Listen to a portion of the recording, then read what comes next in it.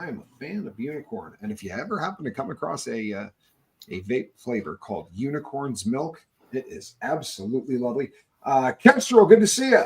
Giovanni's Pikachu, my favorite kind of Pikachu. Incarnasoul, Mommy Bear, Twisted Sister Paranormal, Gamer Jackie. Booyah. We'll throw that one up there first.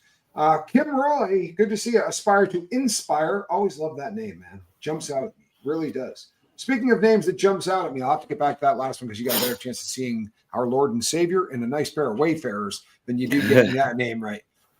So with R. Kelly going in with what really amounts to bad paperwork, why does it seem like he's having a great time? Is he just kept on PC yards or with other creeps? I'm going to go first on this one, if you don't mind, because I happen to have some deep dive info on this. And I get this question more than I get just about any other. You can, if you deep dive this, find this man or recordings of this man talking about him getting his ass kicked. His cellie has tuned him up. He's been tuned up once in the day room. He's already, this guy has not had it easy since getting in there. He's not popular. And I would imagine it's going to continue to be that way. You haven't heard of him getting carried out in a body bag or getting life flighted like Larry Nassar. But if I'm not mistaken, I think he got perforated the last time he got attacked. So, yeah. So stab, fast as you can. By the way, people, just in case you're not familiar with the process of the whole prison stabbing, it's not like you see in the movies where a guy goes, ugh. Hey, how you doing? You know what I mean? No, the idea is, the second you take that first two steps, the people on the camera are going to hit the deuces, which is a term that means sending in everybody. There's a panic button on the police's radio, and they're going to hit it. They're not going to come over and try to stop you alone. They might come over with a little pepper spray, but they're going to wait for reinforcements. So you got to go and do that as many times as you can so that before they tackle you, your boys will go, dude, I counted 11, right? Everybody be real happy with that one. Am I lying? Like that's the first thing you heard. I counted 9. Oh, it was 11. It was 11. Yeah, just in case anyone's wondering why they call it the deuces, is that back in the day when they didn't have radios, they had phones at each of the guard stations. Yeah. And they would have to pick it up and hit and dial 2, and 2 was what would bring them all. It's really funny because when I first got into prison, I said to a guy, because in the state they call it the deuces also. And I got in there and said, why do they call it the deuces? He goes, because you ain't hitting that button unless you're shitting yourself. And I went, okay. I swear to God, right? So fast forward, and I'm like almost 40. And I'm in there and I'm sitting playing poker. And this youngster says to one of the old timers, why do they call that stuff the deuces? So I repeat back with this old man. Yeah, that's why I like that story better. And then goes, how did you get that? Right. Your age. He goes, phone call thing, man. You had to dial line 2. Casper told him. He's like, the guys up on the walkway used to pick up the phone and dial number 2, and it would bring all the gunners out and everybody else, like the real gunners, not the weirdo gunners. Yeah. And from Massachusetts, happy Phantom, good to see you. Any questions tonight, folks? If you just put a couple of cues in front of them, you will get them answered. That's actually it's a good question on R. Kelly, but I promise you have to take my word on this. He's not having a good time in it. No, he's not. He's not. Especially, that there were people that talked about Derek Chauvin and how they were shocked that he could do something so that was seen as so racially charged and not have this come back to haunt him. And at the time, I said, "Oh, that dude's in deep trouble, right? That dude's gonna get hit. Someone's gonna hit him. He's way too racially charged." And since then, he's been perforated, and he was on the softest yard on planet Earth. I'm talking about. I mean, bunnies look at this yard and go, yeah, that's softer than my place. I did time there, and I did time there when it was active. When it was active, right? It was never active. But when it was active, you would bump into people and they'd go, hey, sorry. And the other guy'd go, no, that was me. That was me. I am sorry. That was me. No. I should have been a little. No one wanted to leave that yard, bro. Everything on there. When you were done eating, I swear to God, when you were done eating, the guy that ran food services, he'd send 4 convicts out carrying the big silver trays just full of whatever the food was. They'd throw out nothing until they saw if the felons wanted more of it, because there was no chance in hell. I mean, there weren't enough people. No one was ever going to go, oh, well, I didn't get any, because it was such a small place. They had an INS unit where everybody in there was getting deported. They had a unit that was just women, and they couldn't be on the yard with us. So of all the units there was only 4 units, and 2 of them were taken out of play. So it was a yard built for 1,300 people. And when you went outside, there was nobody there. You know, it was just lovely. You went to the chow hall, there was nobody there. You went to the, played softball by yourself. Yeah, well, they could barely scrape up a team, Russ. They could barely get 2 teams put together. I'm not even being funny, but yeah, very little softball in terms of favorite prison lingo. This is a great question, Dee Razzle Dazzle. Of all of the things that you've heard in prison, which one is your favorite? Zuzus and Wham Wham. Yeah, Zuzus and Wham Whams is good. I might have to ride with that. And I know I'm not trying to phone it in, but no, it's good ones because that's one that you don't. I just asked my wife the other day. I was like, "Hey, do you know what Zoom Zooms and Wham Whams are?" And she's like, "No." And I was trying to explain it to her, and I think she got it.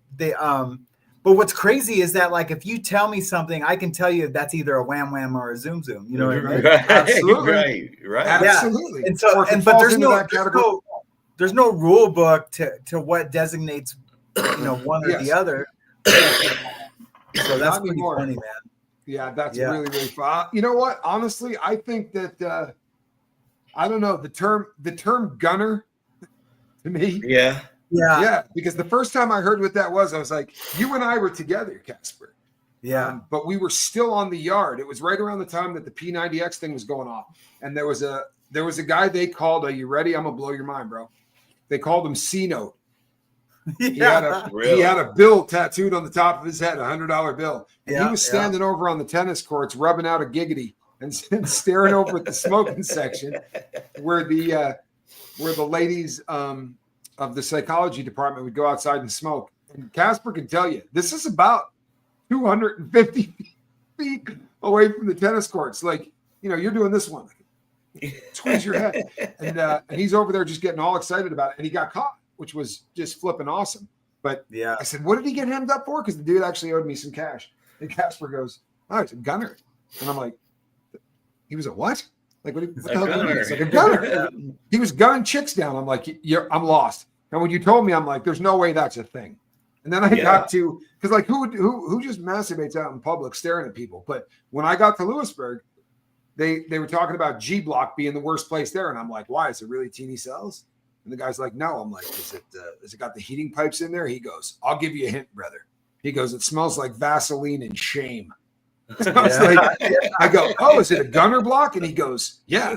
He goes, it's a gunner block. There are 225 cells in there, 2 guys per cell, and every single dude in there was a gunner. I was like, yeah. And you know what? I'm not trying to make anybody unhappy, but if I said to you guys, where did 80% of them come from in this country? You could probably answer that. We're not gonna though. Let's move on to the next question. Oh man, just in time. You know what's crazy too is that they'll say if the female officer is like closest to a certain cell, they'll all go in one cell and gun her down together. Yeah, 2 or 3 guys would be in there together, standing in the window at different heights. How nuts is that, man? That's crazy. Anyways. Disturbing. You might as well disturbing. You guys might as well just do it to each other. You know what I mean? Yeah. They do that too. Well, this is no joke, right? Same guys. Yeah. They busted 2 black dudes in Black Canyon. Now, one dude was sitting in the chow hall at lunch, and his homeboy had his coat flared up and crap. So he's standing like this with his coat, sitting so that his coat's, covering the guy behind him, and they were taking turns being the dude behind the coat, and they got caught. Which is how do you live that one down? I got just a real quick story. When I very first, and I never even heard of gunner, didn't know that people did that. I was at SeaTac, and I was in the shoe for fighting, and I'm standing in the door talking to the lieutenant, and I'm bouncing on my toes talking to her, I'm just like, yeah, Lieutenant, I'm trying to get back to my unit. Can I get to the same unit? And I'm bouncing on my toes. And she stood back. She's like, what are you doing back there? And I'm like, what? And she's like, what are you doing? And I'm like, nothing. I'm talking to you. She's like, yeah, but you're bouncing on me. I'm like, yeah, I'm excited. I'm bouncing on my toe. I'm like, she's like, okay. You sure? And then I asked myself, I was like, dude, that was the weirdest conversation. She's like, oh, she probably thought you were gunning her down. And I was like, what? I was like, no way. So when she came back like the next day or whatever and did her rounds, I was like, hey, Lieutenant, I ain't about that. I had to like make sure she knew that wasn't. I'm not that guy, man. You know what I mean? Fuck. Damn right that wasn't me. Well, and the worst thing in the world is when people get caught and they try to talk their way out of it. So I had a cellmate that was I had to get permission to let this dude move into my cell because he wasn't a white dude, but he was a Mexican cat. But when he didn't have any tattoos on him, if he slung back, I could take him without even asking. But without tattoos on him, I'm not sure where this dude rides or anything else. And the shot caller goes, no, he's cool. You can have him. Don't worry about it. You're all good. I said, you sure? He goes, yeah, this is the smooth. So they come to bring pills for pill line. And when the nurse gets there and she's opening the food slot and she's bringing Welbies, right? And some Neurontin and all kinds of stuff. So we're waiting on this. Kind of excited. And she comes to the door, and as she's dropping the bean slot, she looks in, and I don't make eye contact with her, but she goes, F this, you're done. And she slams the beans, she like all aggressive as hell, right? And snaps it, and I'm like, whoa, back here with the Welbies, right? And she's running off, and I'm hopping, off of my rack, like, what's up? And I turn around, and dude's like this, and he's got the sheets pulled up and everything else, and I was like, bro, what just happened? And he's like, well, I couldn't hear her coming. I'm like, you couldn't hear her coming, bro. We're halfway down the hall. He'd opened every single bean slot in the entire place.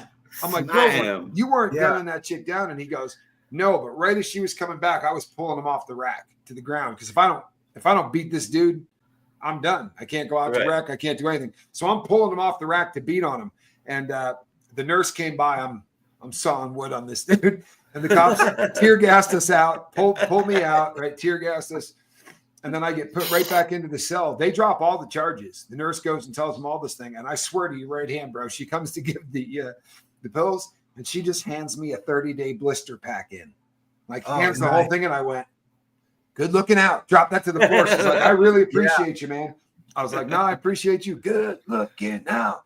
Which is good. Yeah. But I did get pepper sprayed for the whole thing. Tase me 4 times. Don't pepper spray me. I hate pepper spray. Yeah. Hold on. We got a couple of starred questions here. Let's see. Casper, what do you got? Never gotten a tattoo. I'm very cautious. What should I ask them? So look at a portfolio. That's first and foremost. There's lots of guys who have tattoo shops that really suck. They just do. And make sure that they're at least over 30. That's I think you'd be pretty safe if you do that. Look at their portfolio, make sure they're at least over 30. That way, there's some good artists out there that are younger. I'm not saying that at all, but just to to be safe, make sure they've been tattooing a while. But yeah, that's really it. And then if you like their work, and then commit to it.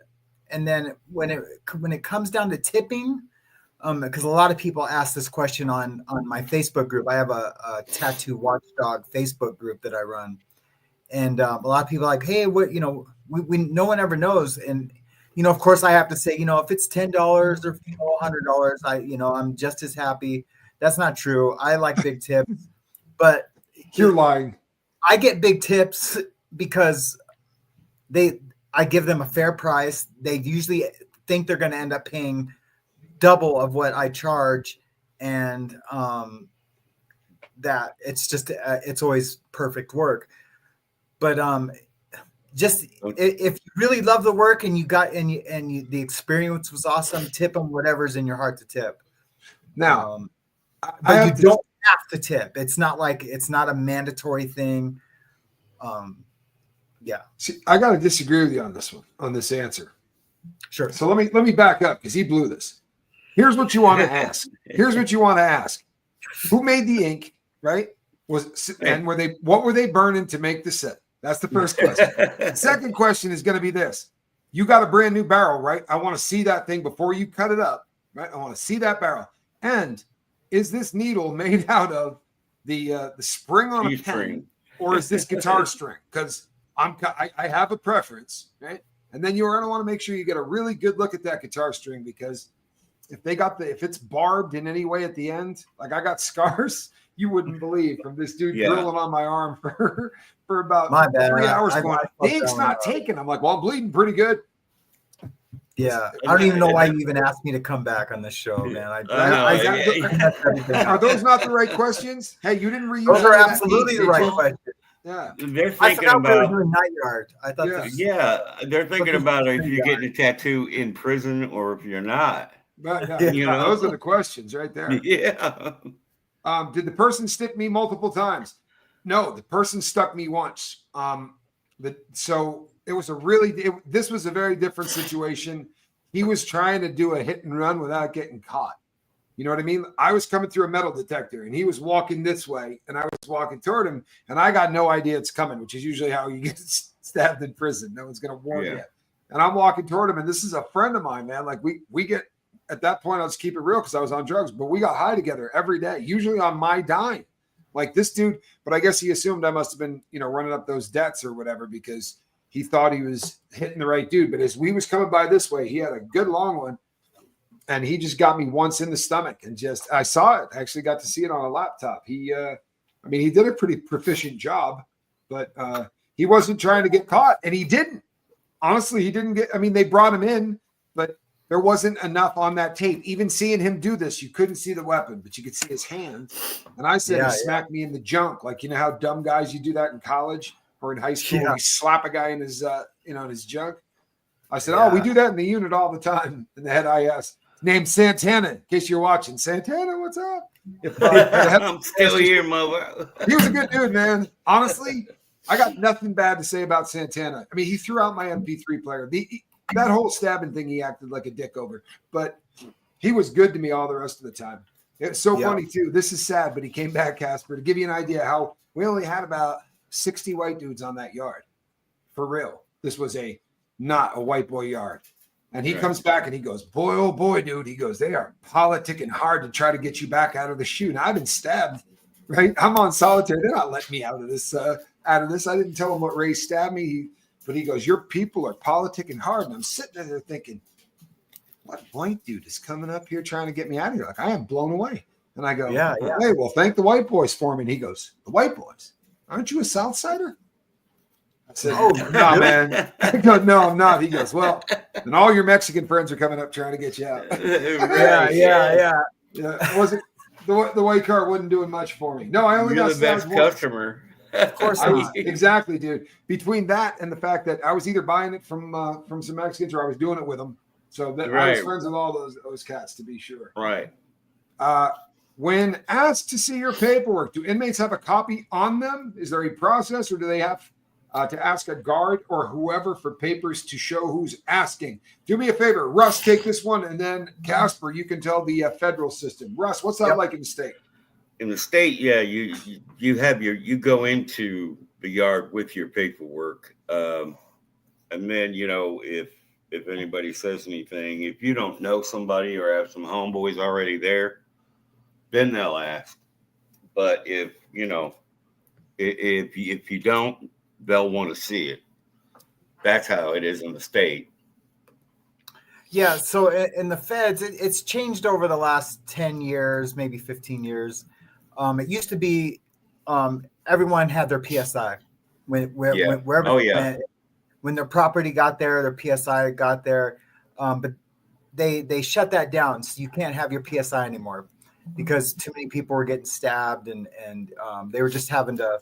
I don't think it fixed anything because now when you first get there, they give you, and this is for most places. Every place is a little bit different because the politics are a little different. It just depends who has the yard, how much of an old head he is. But you definitely have to get your JNC or your docket within 2 weeks, to just so we know you're not a SO. Right. And then after that, then it's up to your card to decide how deeper they're going to dig. Now in the USP, I mean, the other races are waiting to watch your guys get your paper. Everyone's waiting for your paperwork, man. It's not just like it's the white boys. It's like when you get to the pen, everyone's waiting for your paperwork. And the other races are probably just waiting to see if you check in, get smashed, for the entertainment. For the entertainment value. But they're definitely, and they will shame other races for not taking care of stuff, and it becomes a real issue. And then everyone tries to outshine each other by how hard they go, and and removing that problem. Hey, Reese. Hey, it's my fiance. Yeah.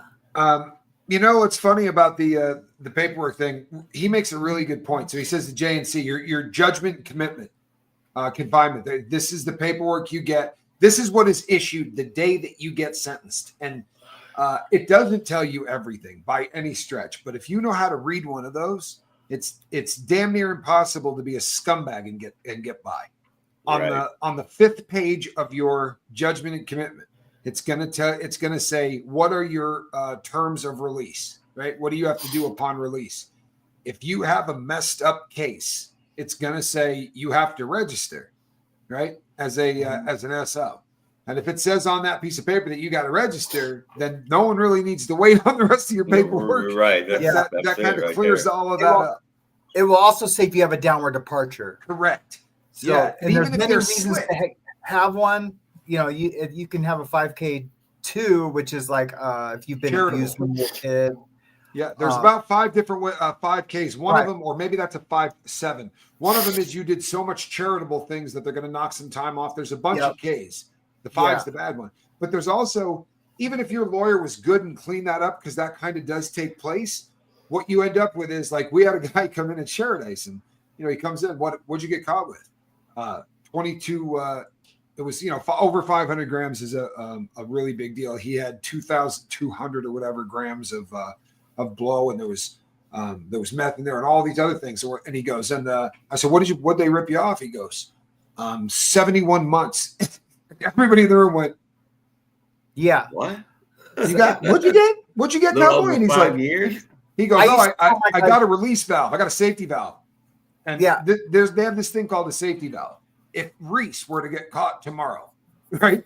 And she was trafficking substances, she's got a shot at getting a safety valve because she's never even, had a traffic ticket. She's done nothing illegal in her whole life. But nobody in prison with you actually is that person. And if they're at the same custody level as you, they sure as hell aren't that person. So when they go, I got a safety valve. No, you didn't. And here's the deal. I used to tell my guys all the time, listen to your bros that are coming in, listen to the people that are, because they will inevitably tell on themselves. You know what I mean? By their story, because their story won't match up to their time. And they're either bragging and lying, which 9 times out of 10, it's usually that. Yep. It's usually like, I had 20 cars. I got caught with 50, 1,000 pounds. And, I got 60. This Cadillac Escalades. Can I borrow soup just until I get my paycheck from the chow? Always. Yeah. Can I get shorts on that cigarette?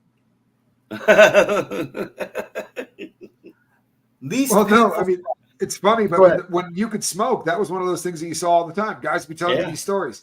I got 9 chicks on the street. I had 5 Escalades. Can I get shorts on that cigarette? Don't throw that out. Don't throw that out. Yeah. Snipes. Things have gotten tough, bro. Things have gotten really tough. The least painful spot to get a tattoo, on your girlfriend's shoulder. I promise. And her to let your arm, feel a thing. Your arm is the least painful spot. Absolutely. And then you can also Google.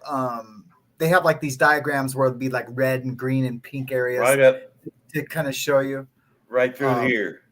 Yeah. That was your most painful? That was my most painful. I told him if he went any further, I was going to stab him in the eye with a gun. My worst was I'm tattooed literally from here to my toes. Right. And my worst spot was right here. It was right there. Was it really? Yeah, my sternum. Oh yeah.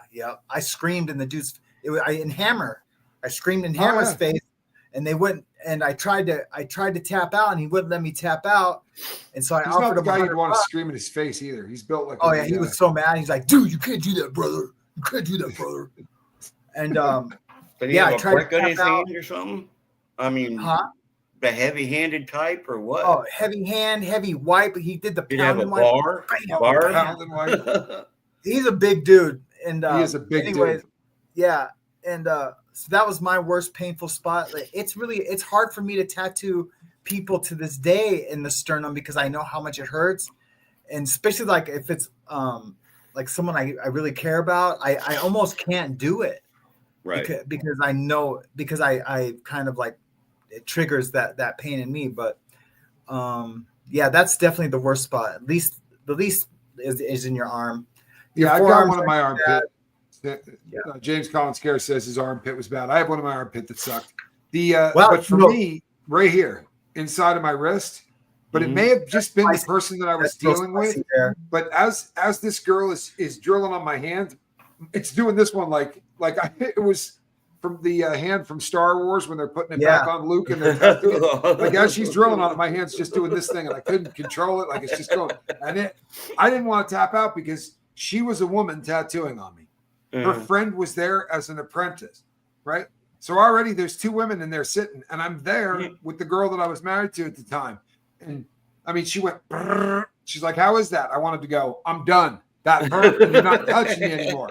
I wanted to get up and like stomp out like a kid. And I had to go, "Yeah, it was good." You know, break my teeth. It was awful though. I hated it, man. How many people Spine's pass bad, out too. on you, Casper? I get about 4 pass outs a month. Okay. Yep. Yeah. I've heard other Yeah. tattoo artists say that it happens all the time. Yep. Yeah. Yeah, it's Yeah. a trip. Although here's the thing, I'll just keep this real. I know of some guys that have gotten some tattoos in some really rugged places. Because inside So you do find some I. really odd dudes that have done So some do really, I. My Uncle Paul, he has a lion's head on a certain area of the body that stretches when you squeeze it. And it looks like it's a lion's head with a full mane. I'm like, why'd you do that? He's I just felt like doing it. And it he's kind of in looks there. like a tiger or a lion. Depends on the grip. Right. When you squeeze it. Yeah, it just kind of came out at No, you. And I'm like, that's look so at your funny, family. You have, You know? you have done scared Casper. Yeah. It's not an easy thing to do, by the way. Right. Not an easy thing to do, by the way. I didn't ask any questions. I just said you're nuts. Okay, Yeah. well, speaking of your nuts, Yeah. speaking of your nuts, there was a guy that I knew in the joint that decided he wanted the New York Giants football helmet on, tattooed on him. On the tip. And when it was done, I mean, my thought was just number one, you really got to want that flat book if you're the tattoo artist. You know what I'm saying? to be in there getting that job. But second of all, how big a football fanatic are you? Right. Right. I mean, you're letting somebody take a needle. I don't even like zippers. You know what I mean? I I'm not playing, man. I want button fly jeans. I don't want anything with metal teeth getting that close to my. We've all my zipped guy. our, up in a zipper. At least I sure I know have. I have. I sure have. There is a bullseye on her back already. Absolutely, there's a bullseye on her back. Here's the biggest problem for her. In my and the fellas can weigh in on this with me. I'd like their opinion. But the way I look at this, the guy George that she killed was not white. And that's going to be an issue for her because the girls inside, the really tough ones that tend to go really hard are very often gangbangers who are really offshoots of of male gangs like the Southsiders. And they're going to be really unhappy that she killed a Mexican dude. I don't think she's going to be in good shape. You guys agree? Nope. Oh yeah. Nope. She's in for it, man. She's so in for it. And just her attitude towards the whole thing. And man, there's some girls waiting for her, man. And normally I would have said, but for the reason Tommy just stated, normally I just would have said, she might get it, she might not. You know, she's definitely going to be shunned. But no, she's got something coming when she gets to where she's going. She does. And I'm sorry, she deserves every lick she gets, man. Yeah, I agree. You got to think, even in women's prisons, there's a woman there that could bench press 350, 400. Oh yeah. You know, Yeah. just think of that, you know, and they Yeah. will, you know, use that power on somebody. Yeah. Yeah. And they've got, there are groups of women that want to make a point. This is not a rabbit hole you want to go down, but there are videos out there of females attacking people, female gang members attacking strangers as a way to try to get to sort of progress through the ranks. And they're stone cold killers, man. They're stone cold killers. Yeah. They really are. The Cholo girls. Scared Oh, of them. Yeah. Hold on. Hold on. There we go. There's a question for you. We know Tommy and Sam's nickname, but I can't remember if Russ said what his was or how he got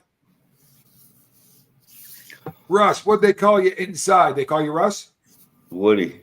Woody. Okay, checks Because out. I had a head that was as hard as wood. All right. You guys, I got into a few knuckle ups where nothing happened to me when they had direct hits and no bumps, nothing. Yeah. He said it's like hitting a piece of wood. Yeah. That's what they said. Well, I'll tell you what, that's one of those nicknames that comes up a lot inside. It does. You know, because the fellas tend to call white boys, like you hear black dudes drop the N-word amongst each other. Yeah. Well, we get called Woods or Peckerwoods. Yep. You've never put a tattoo on anybody that said Peckerwood Pimp, have you? I started telling people we'd have youngsters coming in, and I was the rep in the unit, so I would have the sheet of who was coming in and their ages, where they're from, and you get like 20 of them, and they'd all be really young names, and I'd be like, "All right, dude, I got bets. Let's see. 3 Mama Tries and at least 2 Peckerwood Pimps." Yeah. And a noose. And a He's noose, got such a good memory, man. with a rooster, a noose with a rooster in it, hanging see, somewhere below his knee. Okay, Casper, this is for you. I've got certain homeboys that, you know, that were all about that, but they've had swastikas on their stomachs and they had nooses hanging from the end of the swastika where a hammer would be hanging or a rat would be hanging or a badge would be hanging. Yeah. And that all tells, you know, what they've got. Who you took care of. Yeah. The hammer, when I was in, I don't know if it's changed or not, but they used to call the other races hammerheads. Right. Because you'd have to take a hammer to break their head open. Asian Islander. Yeah. Yep. That's absolutely correct. Yep. I watched an Islander get absolutely obliterated on my moonshine. By the way, I had nothing to do. All I did was sell it. But he got, you had to throw that disclaimer in there. I did, because he acted the fool. But he came out of his cell with nothing on but socks and wanted to fight in half of the place. And his people had to tune him up and bring him into the cell. But they punched him about 600 times in the head. And I remember saying to my cellmate, I cannot wait to see what this fool looks like tomorrow, man. You know what I mean? He's just going to be like a pumpkin. And that he walked to the chow hall for breakfast, and he didn't have a mark on him. And I mean, the noises that were coming off of this guy's skull as they were pounding on him, I was like, he's going to die, man. I had a 4-foot level broke across the side of my head, and it didn't even leave a mark. That's crazy. Yeah. He dead swing. Not so much here, back swing. but right here. That's it. You had an old patient who had tattoos from his neck to his feet. The only parts without were the soles of his feet and the tip of his junk. You know, that shows a complete and utter lack of commitment. I mean, you're going. I'm serious. You did the rest of it. You know what I mean? What? Just stopping at the top. You took care of the rest of it. Most guys I know who are tattooed that much definitely have their junk tattooed and the bottoms of their feet. I've never seen creative tattoo that you've ever seen. I tattooed Japan on this girl's foot pretty recently. The most creative tattoo I've ever seen was on this gay guy, and he had hairy armpits, and he had a leg here and a leg up down here. Yeah, with a high heel on it. I'm like, Yeah. you really don't have that tattoo? And he's like, yes, I do. Yes, I do. Yes, I do. Yeah, I've seen that before. Yeah. That's I did crazy. a Bruce Lee one time where it was like Bruce Lee was like right here, and then I'll have to find it. I'll do that one of these nights, and I'll share some of my tattoos on the Nightyard. But Bruce Lee was here, and his arm was stretched out, and then his arm turns into like the guy's hand, so it looks like my hand would be Bruce Lee's hand. Yeah, it's like super 3D. I got one. I had a cellmate in Paradise, the Rev, they called him. He was an Odinist, and he had to relay this to me. But like when he was hitting shorts, he had Adolf on his leg, right? Apparently, when he got excited, it did this number. Wow. Right? Yeah. And as he's explaining, I said, I can't believe you'd put Adolf on your leg like that. He goes, it gets worse. I go, how's that? He goes, my junk does the Zeke Heil when he gets excited. And, wow. And there was a man out there you were willing to let do that and pay him for it. And he was willing to take that money, which just goes to show you that which leg they're out there. I wonder if it had to be the right leg. And if you happen to walk in on that and say to them, because I've been in this situation more than once. And you go, hey, what are you guys doing? Hey, do me a favor. I'll pay for the same amount of money. I just don't want you using that gun. That needle looks awfully painful. Let's go through the whole process, but you don't have to do that. I ain't gay. Okay? Says the man saying, relax, it's shrinking while he drills on it. Yeah. Prison's funny stuff, people. Prison are funny stuff. Casper, are men or women better at dealing with tattoo pain? Women, hands down. Yep. Hands down, women. They just are. Yep. They're also better at dealing with the pain of peppers. They're also just pretty much better at dealing with pain. Having children. I mean, you can't beat that. Yeah. Yeah, that's well, what they I've not done that yet, but I have had a lot of tattoos. Right. Most favorite and least favorite meal you had in prison? I'll be right back. I gotta. Okay, well, my favorite meal. My favorite meal inside. So it's really hot in here, so I'm gonna go change that. My favorite meal inside was when the Bureau of Prisons was able to get an awful lot of red robin for free because they owed a bunch in taxes that they didn't pay. So the government went in and seized all of these pork steaks that were self-contained. Right, so they came in this little thing with all the juice and everything else in it, and all you had to do was take that bag and drop it in boiling water for about 10 minutes. And they were perfect. The former head of the Colombo crime family, a guy by the name of Joe Waverly, call him Joe Waverly, Joe Casey. He said to me, "Well, that was the only thing I have ever had in prison that tasted good." He goes, "You got juice down there?" Because I had a job in the kitchen. I said, "I do." He goes, "You think you can get one or two of these back to the unit? Maybe we could, eat some in the unit." Spread with it or whatever. I said, yeah, I might be able to do that. And then I proceeded to look like the Michelin Man. I stole every single one of those things. I ain't playing with you, brother. Like, you talk about pushing the envelope. I had so much pork on me that if I had been caught leaving the chow hall with that, I'd probably have caught a charge. I wasn't playing. Like, the big, huge saran wrap? Yeah, that huge saran wrap. I had that crap all the way around my chest, my side. I did my legs. And I said, there were two guys that were both from my unit. And I go, hey, if this guy looks like he's going to pat search me down, you guys got to start fighting. Like, if you don't throw fists, they're not going to hem you up anyway, but you start wrestling or whatever. And right as I was going toward the door, I did this number, right? And he goes, just waved me through. And I went, how'd you get 22-inch arms? Yeah, I look like the kid. I look like the kid in the Toy Story with the big no suit on. I was like, right. See you back at the unit, guys. Right. That was the best meal that I ever had inside. Liver. And the worst was every other meal that I ever had inside. Yep, liver. Much better. It feels so much better. Well, since you brought up the Red Robin, the best meal I ever had sitting in my cell in front of my TV when I was changing channels looking for something to watch was just a slam we made. Appreciate you, dickhead. Oh, yeah. Hey, were you changing it using a toothbrush on a string? No. Okay. We had remotes. Oh, stop. You know what, man? You sure this was prison? You would love the feds, man. Yeah. We had hot water, right? Oh wow. But you had to leave your cell to get it. We You had couldn't ice get it in the buckets. cell, but we had ice machines. We did have great ice You machines. had ice machines? Yeah. They brought it in a trash can for us. In the day room. Oh, that was the delivery. Yeah. In the day room, we had the world's biggest ice machine, like the kinds that you see in industrial kitchens. And they rarely run out. The Phoenix and Tucson yards tend to run out in the middle of summer because it gets. And I saw a guy at Overworked. Out at Florence, right at the maximum security prison in Florence. When I was in the SMU, there was a guy that got inside that ice machine and waited there so that he could book a dude on the way in. But he spent probably 45 minutes inside that ice machine. When he hopped out to stab that dude, he was glued.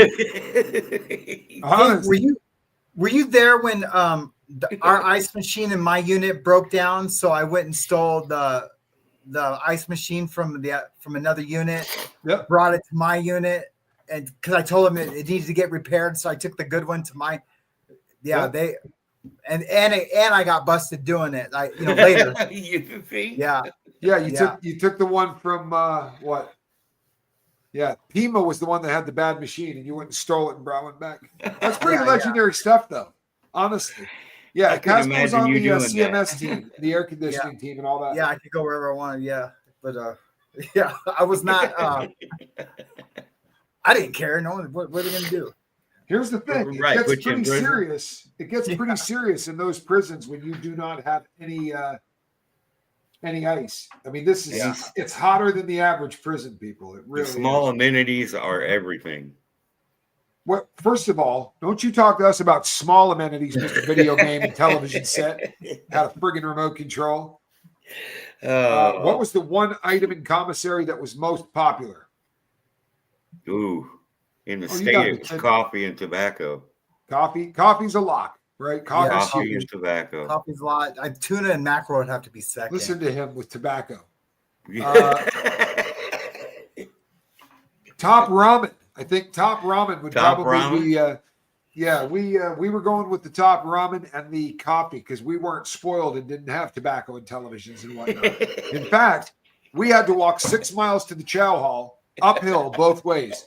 Backwards. While you're going there, they're shooting at you from the guard towers in the whole snow. way. In the snow, both directions, even in the summer.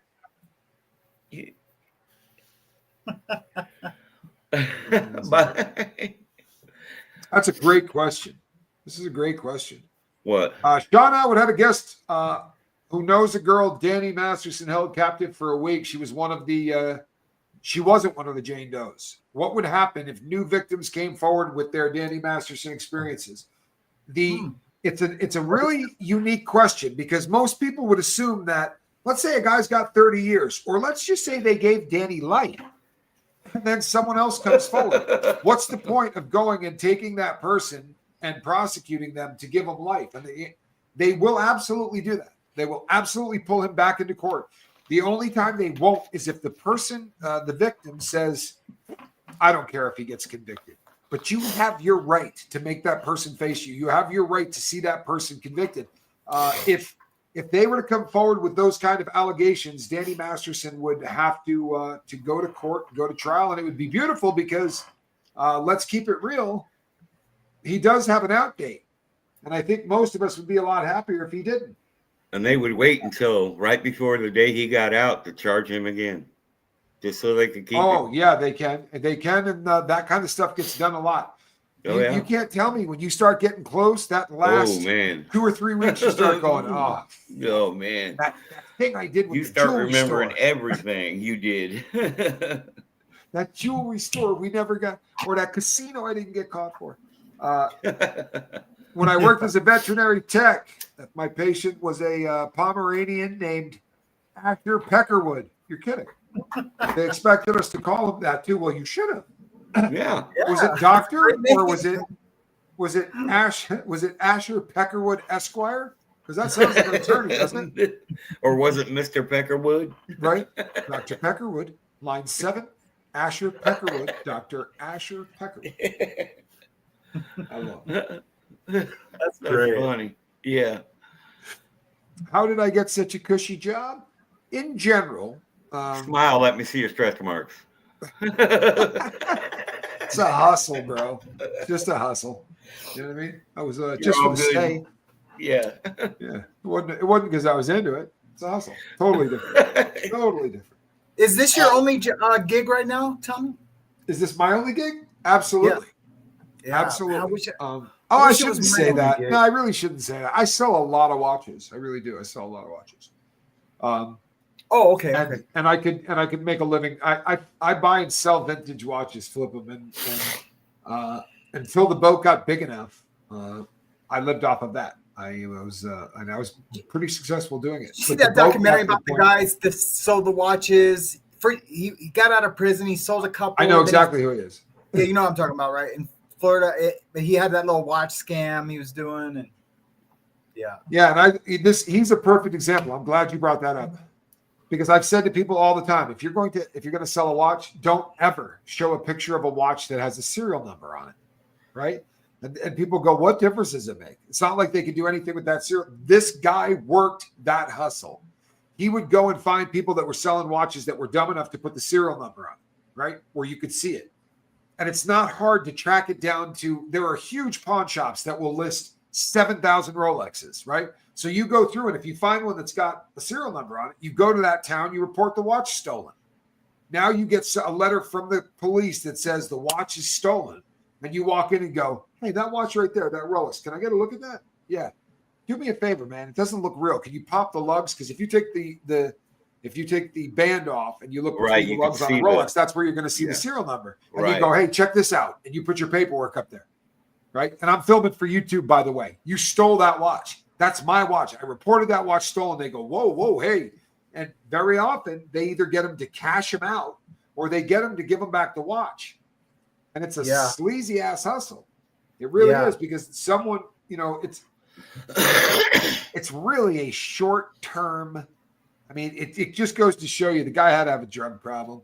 He was running a Ponzi scheme. He wasn't making any money selling watches. What he was doing was typical Ponzi scheme. Like I say to you guys, you give me $20,000 each and I'm going to sell these watches and start making money and you guys will see dividends.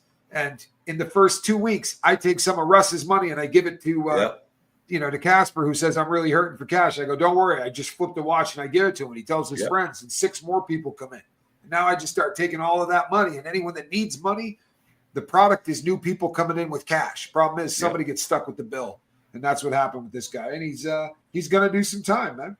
I'm looking for one now, Tommy. Now that I've got a little bit of money. Yeah. Well, that is what I do. We'll get you squared away with something bulletproof. People always say to me, why are those watches so expensive? It's ridiculous. Because you can't screw them up. Because we'll be dead 150 years and they'll still be doing exactly what they were designed to do. Worth every penny. And their investments, they go up in value. I got 650 of those puppies in this house. And it's funny, they once a year in this city, they do a big buying thing for vintage watches. And it's coming up this week. And this will be like 3 or 4 months worth of work in one shot. But it's a fun. I really am into old stuff. I dig the whole watch thing. Every single day wearing different watches, and for me, it's just. I always said, even when I was doing like real legit business, not when I was robbing stuff, but I'd be waiting on dope in a parking lot, and I would look at my friend Jack and go, if I could do it all over again, I just would have played with watches. Like it's the only thing. I'm so happy whenever I just would be playing with watches. So when I got out of prison, I'm like, I'm just going to play with watches, and. So this isn't my only gig. It is absolutely my primary gig, though. You find a 69 Rolex. It's gold and. Oh, I can absolutely get you. 69 is a great year too, bro. All the red Submariners. 69 and 70 are my favorite years for Rolex. So I know that line. Yeah, I know exactly where to go too. I know exactly where to go. Good.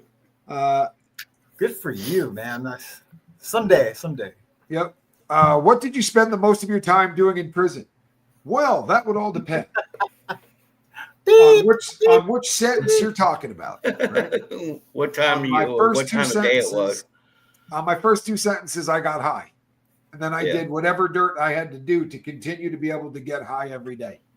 And then on my last sentence, all I did is exactly what you're seeing me do right now. I talked to people about chemicals. I hung out with guys. I read books. I did stuff that resembled lifeboat stuff all day. What about you guys? Well, go ahead, Casper. Well, I tattooed and got high, but when I wasn't getting high, I still tattooed every day, all day. And I don't mean just like, a tattoo here and there. It was every day, all day, except for when I went to the yard to work out in the morning. That's just what I did. That's what helped my time go by. When I was getting high, of course, I did it to pay the dope man. I had to. I had a huge habit. I'm kind of like Rocco in that I'm kind of a hog. When I'm on the streets, I'm a minimum of 5 grams a day. Jeez. So yeah, Wow. Being that much of a hog, because my switch is turned on. With nose wide open, and people are bringing it to you all day because everybody in there wants a tattoo. I've never met a tattoo artist in prison that was dope sick. The rest of us were. Well, I mean, and if I ever was, they were lining up and fighting to front me. It's because there was no dope on the yard. If you're a tattoo artist and you dope sick, it's because there's no dope on the yard. Yep. Yeah. It's not. It doesn't have anything to do with anything else. Absolutely. I never had that heroin problem or anything like that. So, I mean, if I ever wanted anything, it was, hey, Sally, what do you got? And I would do that. But my first 4 years, I probably spent more time in the hole and fighting than I did anything. Yeah. So I was in and out, and then I did the diesel therapy. And after me and that nice officer had our conversation, they never work out those conversations. Yeah, they never do. But I guess I programmed. I just hit the weights, all that. So everybody here has an assault on staff. That's crazy, huh? Yeah, I've got 2. Yeah. Seriously. I mean, that's what, crazy. maybe 5% of prison inmates, right? Inmates ever, maybe 3%, maybe even less than that. Maybe. And all 3 of us have. What a bunch of idiots, dude. What a bunch of idiots. And it was, mine was that first one when I knocked that one out, and then the other one tried to grab me or did something, and I just elbowed him right in the face and broke his nose. Just elbowed him. Yeah, that's pretty much considered an assault too, there, Tiger. Yeah, that was my second assault. So, did you try that one in front of the disciplinary hearing officer when they asked you exactly what happened? I told him I just elbowed him, like that, for the love of God. He was fell just on an elbow. I'll tell you what, I got no sense of humor whatsoever for mine. That was the worst thing that I ever did. I mean, honestly, and it really did change and now, hindsight being 2020, I'm very happy with where I'm at in life, but it changed the trajectory in a big way. Did you all get clean before you left prison or after? The first 2 times I went in, I didn't stop. I never took my foot off the gas. Or if I did, I stopped for a couple of months or whatever, but I didn't stop. On this last one, I stopped halfway through. What about you guys? I got clean after. I went back 3 times on violations for dirty UAs. And then my last one, I thought she was going to terminate me, just send me back for 2 years and terminate me. My POs talked to the federal judge, and she said, I think he's ready for treatment. And again, if this would have been my second time since I had gotten out. And she goes, I think he's ready. And I sure was, man. And I went to a 4-month treatment program called True North. And I just did the work. And when I got out, I did sober living I was going to do it for a year, but I ended up meeting someone and I moved in with her. But I did 6 months in sober living. And it just all worked out. I did everything they told me to do because I knew, what my plan was garbage every single time. Even when it was a different plan, it was still my plan, and It was garbage every single time. And this last time, I just listened to what they told me, and I did it, and I've been clean. So when I got out, I went back to my my family roots and did a little bit, but I got out of California and never had a problem with that again. And then it went to pills. So And during that time when I was here, when I caught the 3 years, I kept getting guys that thought they could pull guns on me and get away with it. So I would take their gun away and not shoot them, thank God, but take every bit of pill they had. I got clean after that last bit. I just got away from it. Brother. Yeah, it's a beautiful thing. What do you do to stay away from being a target by other inmates? Now, use so really, here's how it comes down, in my opinion. If you do your own time and you're not looking in people's cells and you're not gambling, you're not doing drugs, it's not hard to stay out of wrecks in prison. You would think it is. It's not. Like you can do your time just keeping to yourself, or you can do your time staring at your shoes and walking around. You know what I mean? Unfortunately, usually the guys don't want to do that. Right? I wanted to get high. I didn't want to be stuck in there as miserable as I've ever been and incarcerated. That seemed like a bad idea. The least I could do was stay wasted, so I didn't feel guilty about the fact that I was in there. So at least for the first couple of rips. But if you don't want to be a target, don't gamble. Right? Don't gamble, especially with cash you don't have, and don't do drugs. Those two right there will really keep you out of trouble. Yep. Probably a good idea not to sleep with other men too. Yeah, that too. But I never had a problem. Picture. I was looking for a picture of when I first got to the halfway house when I got out of prison. So I just wanted to show that. Look at that. Look at that model. Dude, and you also had the hair thing. You guys got to know that when I was with I was in the shoe. I was in the shoe and I could get a haircut. I left from the shoe. So yeah. Well, and when we were in the shoe, like when you first got hemmed up with me, you had hair. You went down and that was it. You were like everything left, including your eyebrows. Just saying. Yeah, I did. He did. He went for it, dude. He went full skin. I was like, well, you're definitely going to make a point there. I look the crazy dumbest now. thing? Oh, this is when I'm shaved down, I look crazy, dude. This is such a great question. What's the dumbest thing you or anyone else ever thought about? Oh, that is a good question. Oh, yeah. I know that one exactly. 10 push-ups. Nice. 10 push-ups. The guy owed me 10 push-ups. He said he wasn't going to pay me, so I walked over to his cell and went in his cell, shut the door, and beat the tar out of him. Yeah. Mine was the guy changing the TV so I could check the score of the USC game because I was sweating a ticket. And I think did I tell this story on the lifeboat? No, I don't think so. Yeah, it wasn't just a fight. I ended up having to stab the guy over it because he tried to stab me first in the shower. But I said, hey man, who's got the TV? Who's got the remote to the TV? It was a commercial on their football game. I just need to check the USC game. It was in the sports TV room. It was all black. I was the only white guy in there. I just came in to check the score real quick. Everyone just stared and looked at the TV. And finally this kid goes, he was like, oh, I got you, Casper. And the Nation of Islam dude said, no, man, don't change the TV for that white boy. And I said, what? He's like, yeah. He's like, no, we're not changing the TV. I was, man, it's a commercial. I just need to see the USC score. He's like, no, man. He's like, fuck you, man. We're not changing it. And I was like, okay, John X. And I just freaked out. I caused a big scene, called him, the M word. I did everything possible to get him to fight me there, but there was a no hands policy.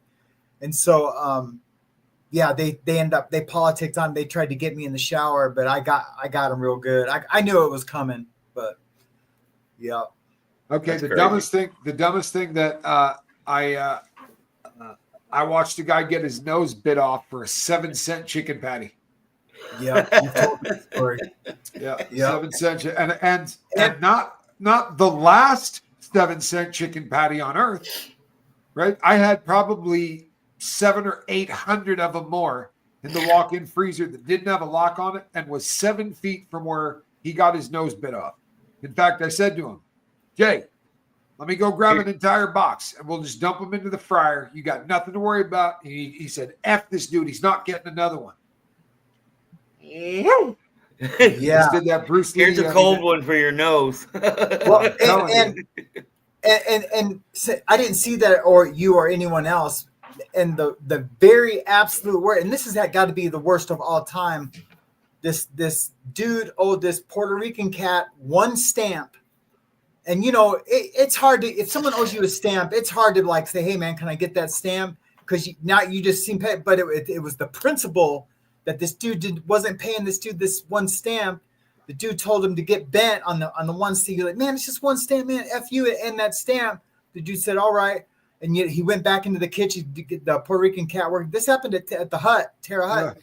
You know those big can openers that you open up the big cans with that vice onto the table? Went back, unviced one of those, and killed the dude with it. Yeah, those things weigh about 25 pounds, man, with the handle over on one stamp. Yeah. He's like, okay, there you go. There's that one stamp, fool.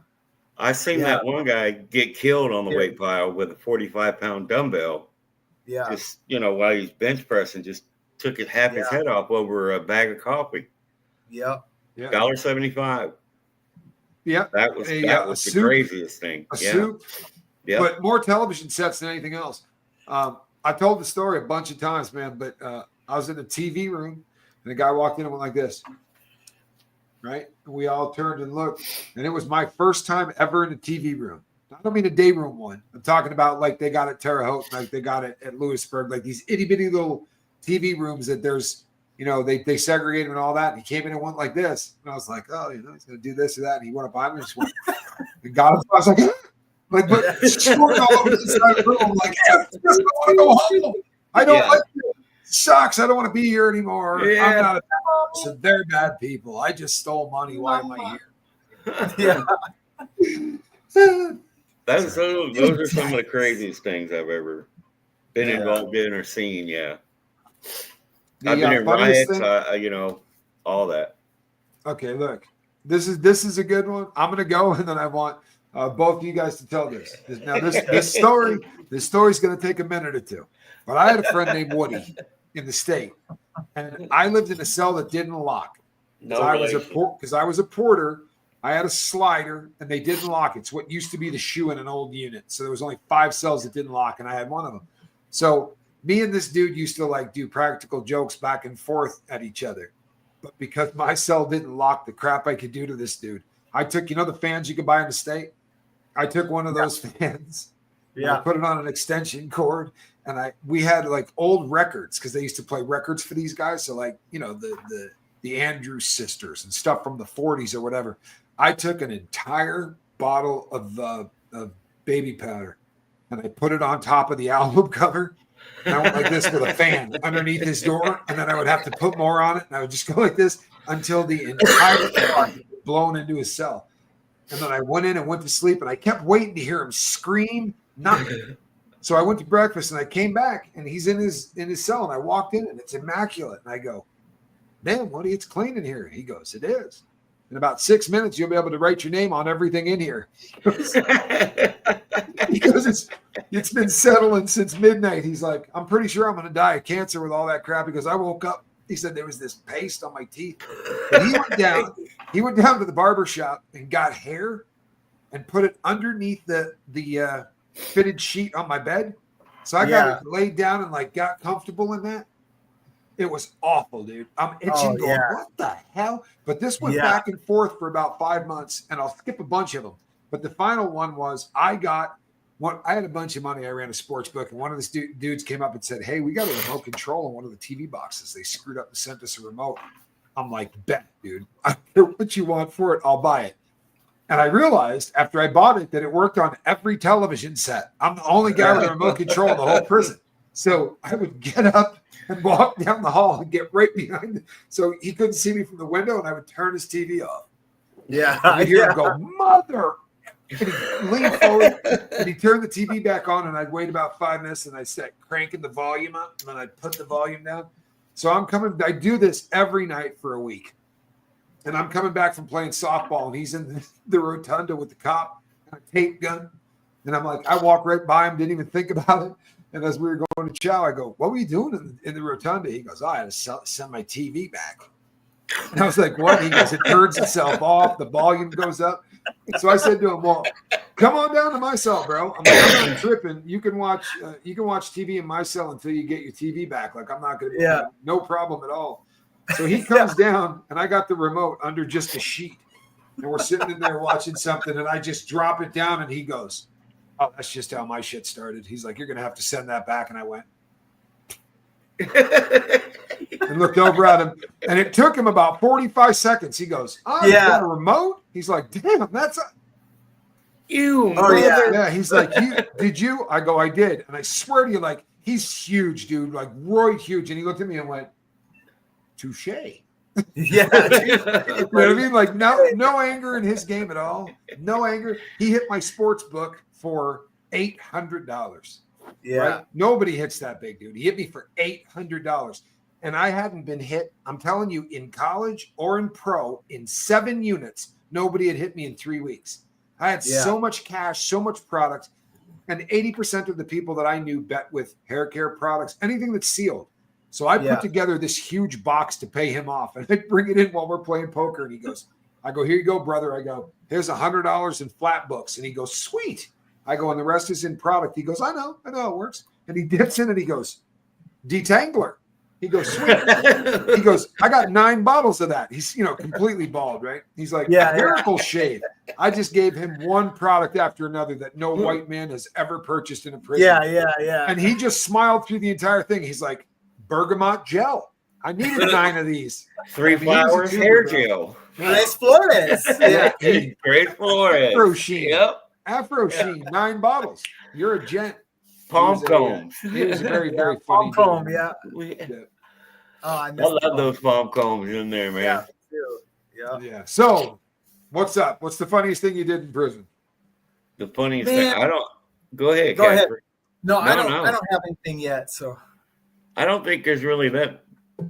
Other than I put 3 tarantulas in my bunkie's bed one night. Wow. Yeah, he's definitely afraid of spiders, and I wanted to get him back for a trick he did to me. I'm not a fan, bro. Yeah, I can't think of the funniest thing I ever did. One of the funniest things I ever saw, and I think I've told this story already, is when we were all laughing in the cell, and my buddy was like, he's like, "You guys want to see something funny?" And it was just random out of the blue, and we're like, "Okay, yeah," we're still laughing at whatever we're laughing at. And he pulls down his pants, and he's got a microphallus. Oh yeah. Yeah, and we were just like, "What the hell?" Whoa, we didn't know what we were looking at, man. It was so mind-boggling. It was like, "What the hell?" He's like, "Yeah, I know, man. It sucks, but And then we wanted to hear all the stories. What's it like when a girl figures it out, or Yeah, exactly. How do you get by that laughing thing? Like, what do you do? How do you live with that? You're a bottom in a gay relationship, are you not? Like that kind of question. Hey, I'm not joking you. That happened to me. I met a dude going through Oklahoma who was trying. His nose was wide open. Out it's probably the same guy. Yeah, because he was trying to get wasted.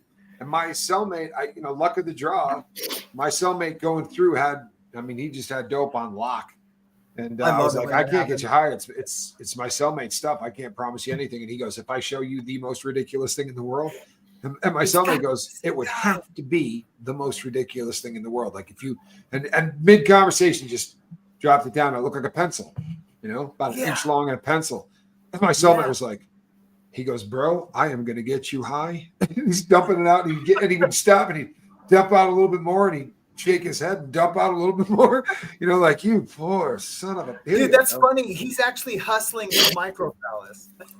Exactly. Are you kidding me? What really? else did you do with it? What else did you do? Kristen Melinda, the only way that you can do that is this. If it is unopened, I did it dollar for dollar. So if a person bought bergamot gel for say $3.80, you got $3, right? I'm never going to round up, but I would give you whatever you paid for it. So pretty much dollar for dollar. And people spent more time betting with that than anything. And then the other really funny one, again, it wasn't to me, but I had a cellmate come in and it said to me, "Hey, I'm smuggling stuff." I was like, "Oh, lovely." And I turned around, right? We were during count, and he, he's over there grunting one out behind a curtain. to get what he's been smuggling on a bus for a day and a half. And I'm looking at it on the table, and it's wet, and it had been they had made it moist to pack it up. And I go, what am I looking at? And he goes, that's bugler, brother. And I pulled out my Foot Locker. I had 18 bags of 4 Aces in my Foot Locker. And I was like, and he goes, how did you get? You can smoke on this yard? I go, yes, you can. And you can buy that right down there at the commissary. He was miserable about it. Miserable about it. That's funny. How in the pen in the U.S. is it really that dangerous? Yeah, it really is. I would like to say, I mean, without exaggeration, it's hands down. I mean, it's like war. It's exactly like war. It's like playing chess. Yeah, and I know before I actually went to a high security to the penitentiary, I was like, damn, these dudes there is nothing more vicious than California, level 4 or whatever, the Bay or whatever, and it's hands down. I think consistently with the killings, the stabbings, the people getting smashed, hands down. I mean, it's every single day. If you could make it to the chow hall in the morning for breakfast without the deuces going off, man, we were like, okay, it's going to be a good day. We might make it to lunch. It's bad, man. And I would love to say that I'm exaggerating, but I'm not. And no. What was traumatic for me about it, and I didn't know this until recently, that I had any trauma from federal prison, right, was that every morning standing in front of that door, booted and suited, ready to go every morning, and not knowing what the day had in store for me. Your vagus nerve completely turned on. You're in fight or flight mode, and you don't even know why. And so I've seen guys. I've been walking to the chow when we were on lockdown, and seen guys, and we had to have our hands in our pockets, walking the track inside the yellow line, and then guys start getting into fights, and dudes get shot right on each side of me by a Mini 14. It is that dangerous. I mean, it could just drop at any moment. I don't know about the feds, but you're right. California is that way, because you don't know if you're going to make it back from chow hall. You don't know if you're going to make it back from when you go to the weight pile, because if something jumps off, you got to be in it. Yeah. If you're not, you're hit. Yeah. It's a culture shock. At USP Hazleton, from January to October, there was 12 murders the year I was there. Yeah, that's incredible. That's murders, and one of those was an officer. Yeah. That's insane. Just because you don't hear about it in the paper doesn't mean it doesn't happen, because they don't report it. They came in on Victorville for 5 deaths in 1 week, and they came and shut the yard down. But it's a culture shock, because unless you're a youngster, you're probably not going to end up at a USP, even if unless your crimes are super heinous. They like to start older guys out at an FCI and see if they don't, if they can handle it. And the FCIs were lovely.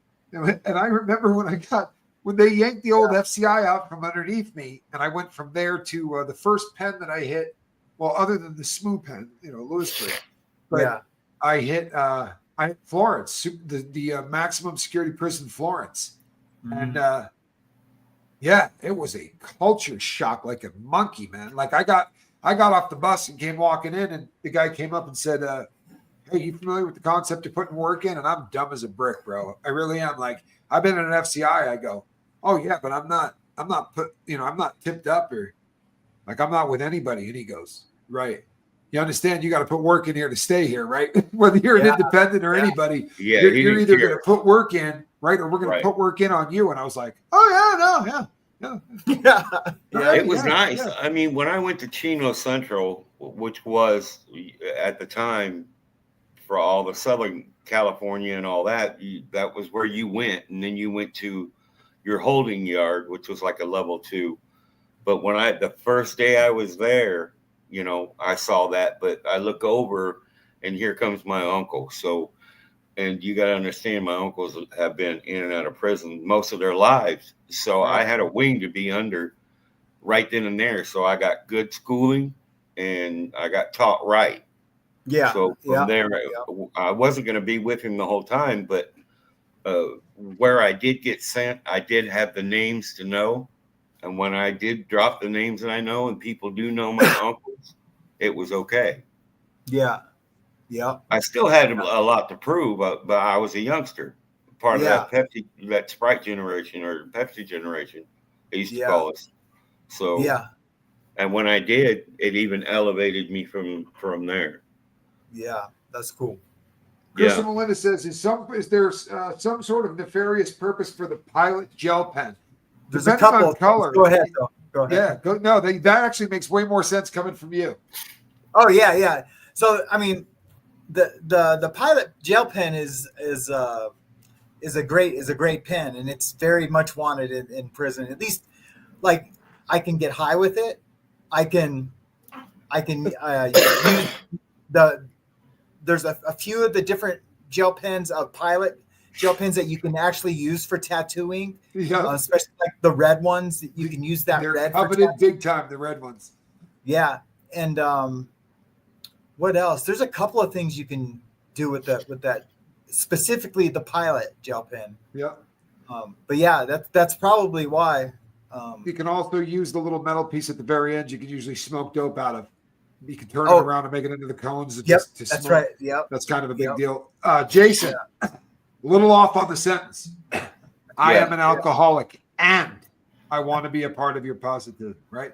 Not but, and. We don't judge anybody. Everybody who's sober was using the day before they started to get sober, right? You're not behind in any way, shape, or form because you're using. We don't shame people for that. And until you get sober, just keep coming back and listening. Because everybody here has been through that, and it doesn't make you a bad person. It doesn't at all. I'm a raging alcoholic, and I always call myself an alcoholic first, man. Even though I have an alcoholic mind, do you know what I mean? And for sure, I only go to AA. I'll go speak at NA, but my sponsor's in AA for sure. Yeah, you were a drinker. Casper consistently made enough wine to keep himself hammered inside, which is not an easy thing to do. Yeah, but he was pretty serious about it. He was definitely pretty serious about it. But yeah, Krista Melinda, that's what that is all about. Were you close with the guards or warden, or is that very frowned upon?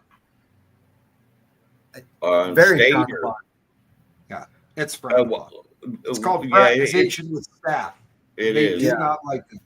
The closest you get to any of them people are the like clerks. Yeah.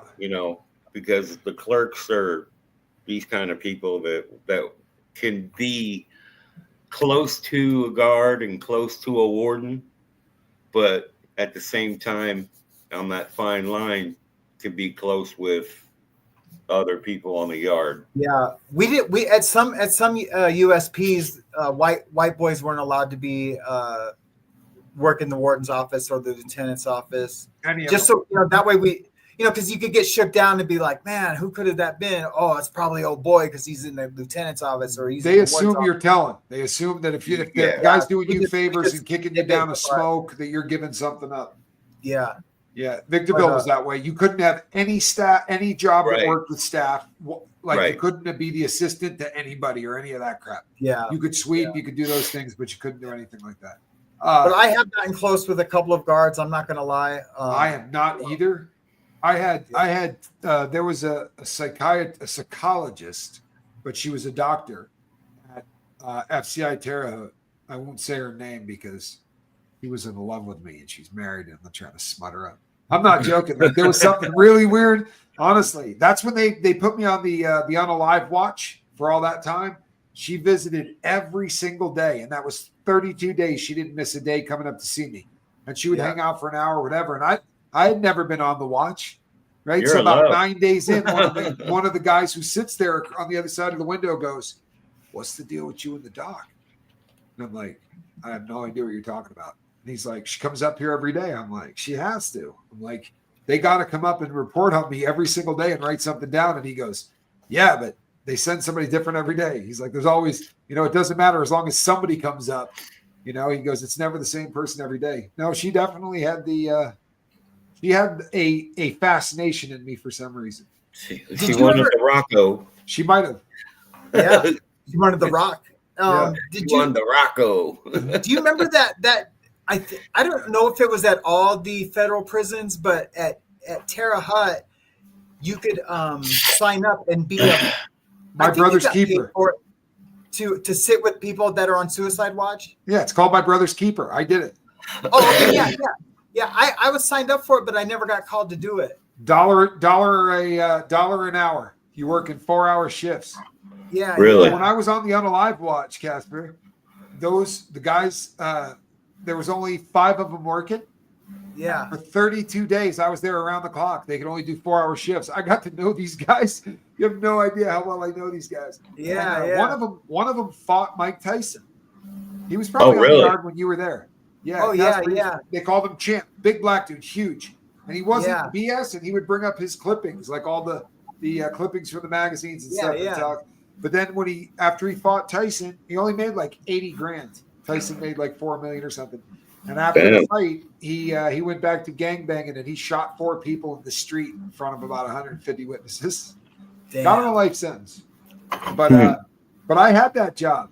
That's why I go off so hard on the Jeffrey Epstein case, because I have sat on the I'm going to unalive myself part of the glass for 32 days, and I have worked more shifts than you could possibly imagine on the I'm going to make $1 an hour part of the glass. And everything they told you about the Epstein process was a lie. Yeah, absolutely. Every single word of it. Absolutely. Tyson did his time. Well, I did my time where Tyson was out here at PCF, Plainfield Correctional Facility. Nice. Yeah. Every time they said I wasn't there with him, but they just said he ran the track nonstop, hit the weights, ran the track. Nobody said a word to him. Jasper, what are you doing? Oh, it's my Perrier water bottle label. I'm just playing with it. He's knitting. No, he does this crap, man. I know he does. This is something he does all the time. He would do it in the cell. He'd play with strings. He'd move stuff out. He'd sit there and play with it. And then pull it and snap it. I'm like, oh my God. A cat with a ball of yarn. Yeah. I mean, he was, he played with crap. And I don't know if I told everybody this the other day. Maybe I was just telling Johnny, but I'm telling you, when I hit the shoe with Casper, like I remember coming back and I said, man, he goes, what? I go, I got a cigarette when I was out at Rec. I'm like, dude, I know. Pass me a cigarette. He's like, chew? I'm like, no, a cigarette, dude. And I'm like, how are we going to light this thing? He's like, don't trip. I got this. And he went into MacGyver mode. It's like all of the stuff that you take for granted as being a convict, like how to create fire and all of those things. I broke bad really late in life, man. You know what I mean? Like I didn't do a prison rip until I was like 40, 39 or something. So 49. By the time I hit the shoe, Casper was like, all right, I need a razor blade. He's like, I got everything I need, but I need a razor blade. So I was, asking the chief that was working in the hall. I was like, hey, man, I need a blade. And he kicks one under the door. And Casper's cutting up pieces of tin foil and shaving the battery down. And I'm looking over his shoulder like this.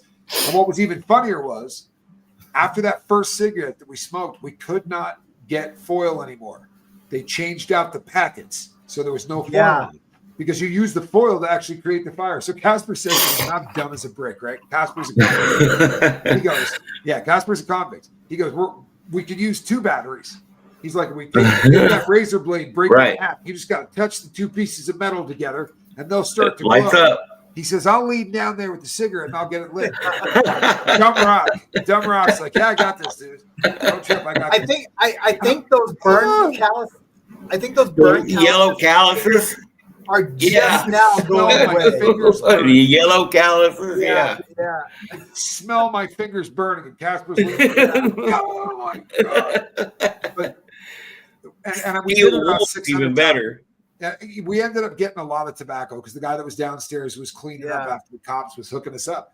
But it was every day. We'd come back from rec and we'd smoke one, and I'd be like, dude, I can't do it again. And we had a kid in there. The only other option was a kid, and he was soft, bro. We're like, look, all you got to do. And he went, eh. I was like, all right, give it to me, you little pile of sticks. I remember those, man. Those burn marks, man. They Oh, wouldn't yeah, come out dude. for They a hurt long too. time. They hurt. Yeah. But all of that stuff, all that stuff. Like we were trying to make speakers. We were trying to hook up, make some cones and hook speakers up in Yeah. there so it'd be louder. And I said it doesn't really, I wish Milk it had a cartons. little bit more volume. And he's like, "We'll make a battery pack." And I'm like, what's the point of the battery pack? He's like, "Yeah, we'll drive a little more power through it." He's like, "Hey, we need the phone." The cop's going by. He's like, "Hey, we need the phone." The cop brings the phone in, and Casper's like biting on the cord. He's like, "All right, the yellow wire's worthless." And he's yanking it out of the phone. I'm like, "Ah." He's like, "Yeah, don't worry about it. That doesn't connect anything." Yeah, I learned a hell of a lot. I'm at the SMU doing the same thing, and guys are looking at me going, "What are you doing, dude?" Don't Yeah. worry, I learned this from a Don't worry, friend. I got this. I got this shit. You don't know what you're doing. Yeah. I got this. It was actually really funny stuff. Yeah. But, So much yeah, fun. I got fortunate being in the shoe with you, Casper. I don't know what I would have done. Man, and it's all come full circle, man. Did you have or make an enemy in prison, or did a prisoner or guard ever hate you for no reason? Oh my God, yes, and yes, and yes. I think all three. That's a hat trick. Do you remember? Yeah. Do you remember Frank from Black Canyon? Absolutely. Old man that worked at Unicorn? And I mean, old Yep. man, he was like 50, 56, but I was probably 40 right. or 39 or whatever. He hated me from Jump Street. Day I Yeah. walked into the unit, dude, hated me. And I was way bigger than him. Like, this is a dude, I would twist this dude's head off like a bottle cap. And one day I ate those stupid Smurfy things, right? And I'm Yeah. trying to come down the stairs, and I missed the last 3 stairs. It looked to me like I was taking the last step. Have you ever had that happen? You know what I mean? Like, I Yeah. thought that was the end of it. And I went, and as it Daily. looked like I was going to eat shit, I turned sideways and my shoulder hit Frank's door. They call him batshit crazy Frank, right? He's my door. Yeah. My shoulder hit his door, and he was already in bed because he worked at Unicorn. He hopped up at about 8 o'clock, like it was 2:30 in the morning. It was 8 at night, and he's like, "Hey, motherfucker!" And he's like, gets up in my face and starts screaming. I'm like, "Hey, you need to back up, take a deep breath, dude. We're gonna be all right." And I have no depth perception, no nothing, and yeah, that old man lit me up, dude. I'm doing this one. You know what I mean? Like, like I got no idea and he lit me up, dude. He hit me about 4 times. And Wow. it was like a bad dream. Yeah, I know, right? It was like a bad dream. I could not, I'm tripping, really. This thing makes you feel like you're hallucinating. And, Oh, yeah. he got me 4 good ones, snapped my head back, and my cellie finally pulled me out of there. He's like, "Dude, you're not doing good." Like, apparently. So in the morning, I woke up and started feeling better. And when Frank came back from Unicorn, I was sitting in his cell waiting on him. I said, "I think we need to have a conversation." And I beat the barnacles off that dude. But yeah, sober, I took him down through there, bro. In fact, he left the yard. That was the end of that. Hit like a dumbass. I said to him, "Now get in your rack, and I'll bring you breakfast, lunch, and dinner for the next 3 days." Like, I was not happy, dude. Because even that night, I said to him, "I go, I don't want to fight you, bro." I'm like, "I'm done." And yeah, he just started swinging. So I beat the bark off of him, and then he walked down to the chow hall looking like Rocky Raccoon. Yeah. Yeah. To his credit, though, as soon as it happened, everybody looked at me like I'm in the cell packing up stuff. Yeah. He was going to tell on me, and he didn't. He held his mud. You know, I can't smut him up too bad. He didn't tell on me, but I didn't. Yeah. He ran off the yard, though. Yeah, I had to go. Yeah, he had to go. Yeah. Bad dude. But yeah, that was about the only one that hated me for no reason. And then I'll say his whole name. I don't care. He can hem me up. Do you remember Larry? He was a member of the Arizona. Oh yeah. Yeah. Okay. He was my cellie in the shoe for a really long time, and he was an old man, and he would go, "Let me punch you as hard as I can in the side of the head, and I'll make you captain." And I go, "Yeah, I don't really want to join your club, dude." And he would get up and do this one like the Karate Kid. And he was about 60. And he'd go, "What are you doing, dude? What, you gonna jump up and do the crane, bro? You can't do a burpee." You know? He'd go, "Dude, I don't like you." He did like me, but he was always telling me that. "I'd like to fight you." I said, "Why don't you?" He's like, "Because I'm sure you could win." He was a fun guy. His nickname was Animal, I think. Yeah, it's exactly who we're talking about. Yep. We're talking about the same dude. I think he was one of the ones that wrote statements on the cell phone. I heard the same thing. Yeah, dude. Yeah, we're talking about the same person. Yeah. That's crazy. Yeah. But whenever they tell you they're Arizona something or they're something. When he got there, those dudes were lining up to carry his bags and literally swinging off his nuts right when he got there. Literally. Yeah. Like, so it's the exact royalty. It's the exact opposite of the question, Layla. Did anyone ever hate me for no reason? Yeah, probably. I can't think of any right now, but I can think of who I hated for no reason. But I feel like I had a reason. I didn't like that dude from the get, and it wasn't out of jealousy or ego. You know, I knew where I stand in the pecking order. Yeah. There was something about that fool that just felt effing phony, and I think in the end it proved itself to me.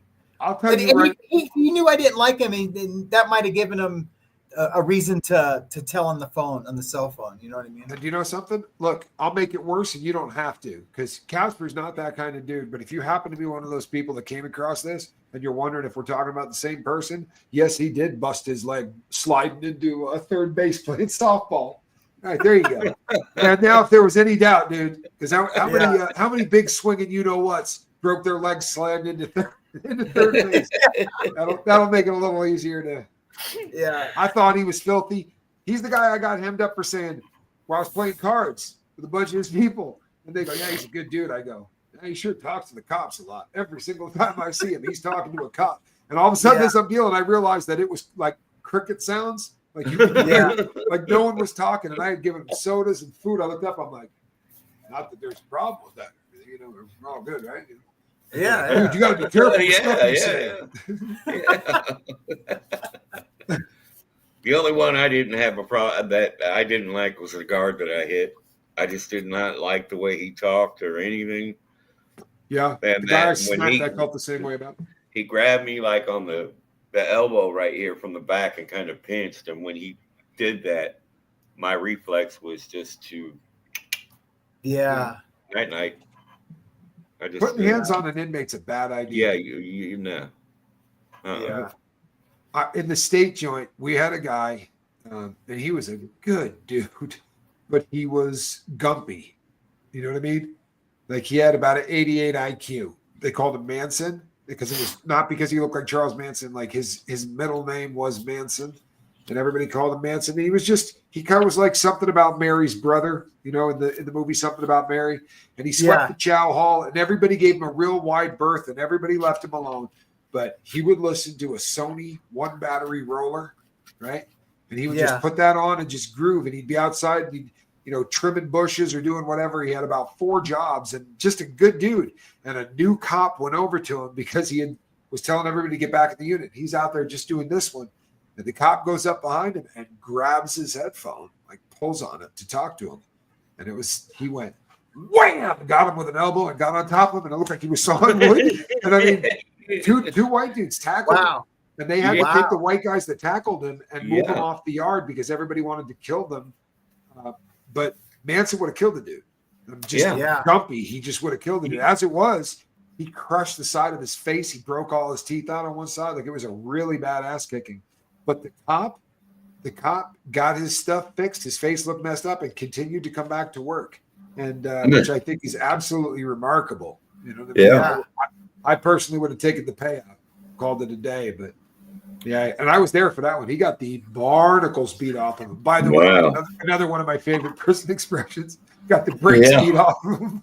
Baked me, Busted grape in the back of Wilkes', back. Good one. Hey, I want to share something because we were talking about when we were in the cell and making cones with the speaker. I just wanted to kind of demonstrate what. So what you do, you would take your headphone, they're not wireless, and you make the cone so it fits over your headphone. Yep. And you put it in the corners of the room, and they're like speakers. It's like stereo. Especially if you put it in the windows, because the windows are a speaker box. They're this wide. They're about 5 feet tall. Now, you were the first person I ever saw do that. There was no point to do it in a unit, right? You just put your headphones, you do whatever. But in the shoe, you're trying to save batteries. Great. You got 4 guys in there. You're doing everything you can to. Yep. To make it terrible. I mean, can you imagine spending 200 days in a guy in a box?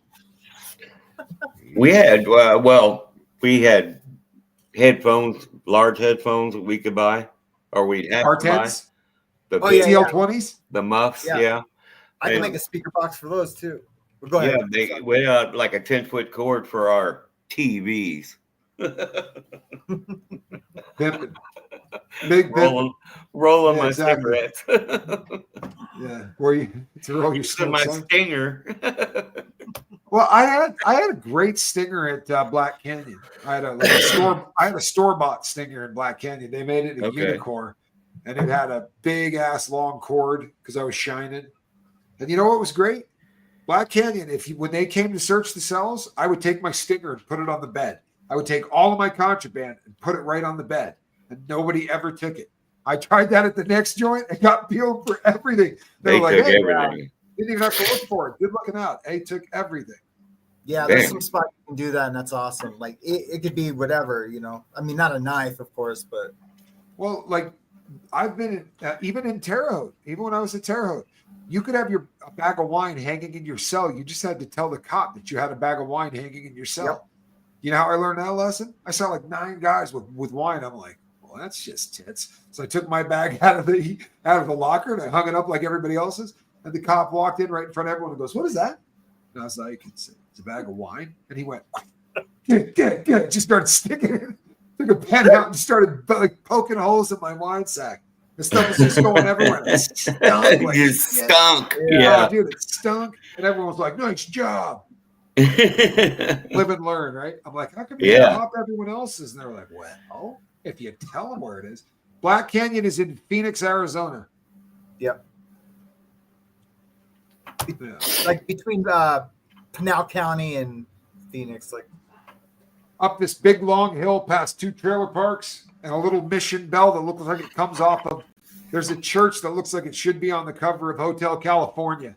Dude, that's a depressing ass ride. I remember going to that prison the first time, and you get off the beaten path, and it's like you're on a dirt road. There's dust blowing, and you literally pull up in the middle of nowhere. There's nothing around, and there's this church, and there's this bell out there, and I'm sitting on there going wah wah wah. Like, this sucks. This sucks. And then I got there, and it was beautiful. I mean, that prison doesn't even look like a prison. man, I was like, what the hell? This is so nice, man. You walk out, it looks like low income housing. Like when you Yeah. walk up to the unit, and you know what's even worse? I mean, even better is FCI Tucson. If you take a picture of FCI Tucson from the outsides, like there are balconies on some of these units that you can't get out to them. They've long been bolted shut. But these cells used to have balconies on them, bro. It just looks like low income housing. It doesn't Wow. look anything like, but it's set up just like Tucson, where it's like an M.C. Escher painting. You know, instead of there being long hallways or whatever, there's a bunch of tiers with a bunch of stairways going everywhere, like Oklahoma City too. Yeah, transfer that's center. cool. Ever, That's super cool. yeah. Okay, hold on a second. Noah asked if I had been in state prison. I did, yeah. I told him, yeah. I did all state. Those guys did fed time. Yes. Well, they You had served your everything. time. Yeah. He did that soft time. You served your time. You get released. What on earth is next? It's always a halfway house, or can you go home assuming you have a home? Must be overwhelming. Russ, you want to tell us the state version of that? Okay, state version. I guess nowadays they're doing halfway houses like as much as they can, or sober living or something like that, you know, to help out. Like my friend who did the 27 did life, but got it amended. He went to a halfway house. He had to go to a halfway house. Didn't have a drug problem or anything, but it was violence that put him in. So when I was in, of course, I had a house. If you had somewhere to go, they gave you $200, a bus ticket or a train ticket, and you went straight back to wherever you're from. Orange County is where I was from, so I hopped on a train, and then I got to a certain area, and then I got on a bus. But the one time I got a ride. Well, after that, I got a ride, but it's a long process. It all depends on what you do, where you're at, where you're going. But California kicked me out, so I had to get on the Greyhound and take 3 days to go to Indiana. Well, that's a friggin' badge of honor right there, right? California It is. kicked me out. What's up? Yeah. Couldn't handle me. Those sissies in California. Don't ever had to come send me on- back, man. had to send me on the road. I would have been doing life under the 3 stripes. Damn straight. No problem. I got flown out of this last time I was in prison. I picked up an air travel. They actually put me on an airplane. How about that? They did was that my last one too. Yeah, because of face diaper time. They didn't want everybody on buses for 5 days because of the face diapers. But yeah, I got on a plane. I've been on Con Air more times than you could possibly count. And Casper would tell you the same thing. Every time you got a hot, every time you dropped a hot, every time you got a fist fight, every time they found something to sell. Dude.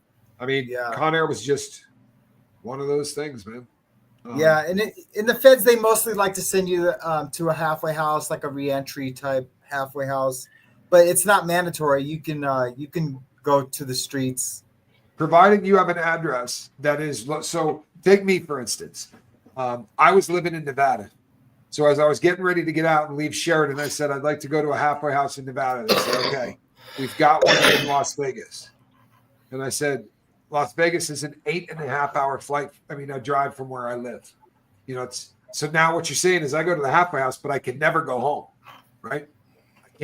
Because my house would have to be within 50 miles or 100 miles of the halfway house. So instead, they said, well, we're going to send you to a closer one to your house then. And they sent me to a halfway house in Oakland, California, because that was actually closer to where I lived than Vegas was. Yeah, I went to a halfway house in Oakland right after the riots. And when I walked in, I was one of 6 out of 105 guys that were white. And do you know what, man? Those black guys were the coolest people. There was nobody there that treated me with even a minute amount of disrespect ever at any point. And when I first got there, they stuck me on like the 4th floor, which this used to be the mayor's mansion. It's beautiful. The Black Panthers then bought it, and somehow the state got it. But I was in the very attic, and I was the only white dude in the attic. And when I went upstairs, it was great because I got to the top and they were like, oh, you're cool. The Nevada car is all in the attic anyway. And it was just a bunch of black dudes, and we knew a bunch of the same people, you know? Yeah. I was a heroin addict, so I knew a bunch of the guys from the hood. And we all started shooting the breeze, but I was terrified getting there. I'm in a taxi cab, and the guy's like, where are you heading? I'm like, to a halfway house in Oakland. And he goes, wow. Oh, yeah. What is that, 96th Street or whatever that goes? Yeah, MacArthur. Yeah, MacArthur. Yeah. 96 MacArthur. It's a terrifying place.